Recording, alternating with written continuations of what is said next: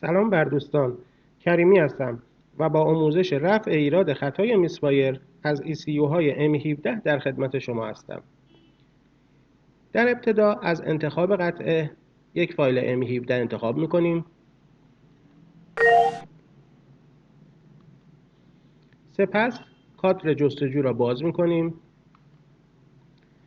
در این قسمت هگز های 9A فاصله 19 فاصله FF و فاصله FF را جستجو میکنیم. هگز های جستجو شده در ابتدای سطر می آیند. از قسمت عملیات بافر تیک فعال سازی را می زنیم. اولین هگز بعد از این هگز های جستجو شده که در این دام 40 هست رو روش یک بار کلیک می کنیم. آدرس این هگز رو که در قسمت نوار آبی و در این قسمت هست یادداشت می کنیم. آدرس این هگز 022 D42 هستش. سپس از قسمت عملیات کمکی ECU جداول ریمپ رو باز میکنیم. از قسمت فایل نیو ریمپ رو انتخاب میکنیم.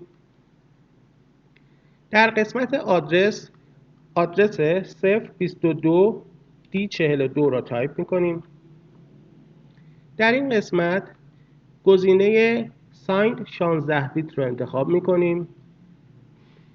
ابعاد جدول 2:1 هستش و فاکتور جدول 0.25 هستش. سپس اوکی را میزنیم. پایین ترین دور موتور 400 و بالاترین دور موتور 4500 دور برای تشخیص میسوایر هست. برای اینکه ما در دورهای پایین خطای میسوایر نداشته باشیم و خودرو بد کار نکند 400 دور رو تبدیل به 4500 دور میکنیم. در قسمت ویرایش عددی در این گزینه 4500 وارد میشه و سپس تغییر عدد انتخاب ها رو میزنیم.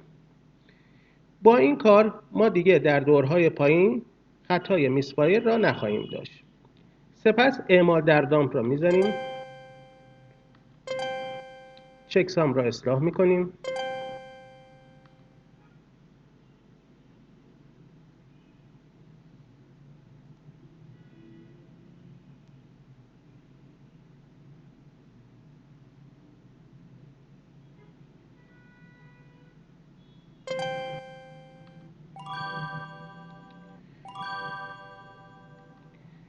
و در آخر با زدن کلید ریختن برنامه فایل را داخل ECU کپی میکنیم.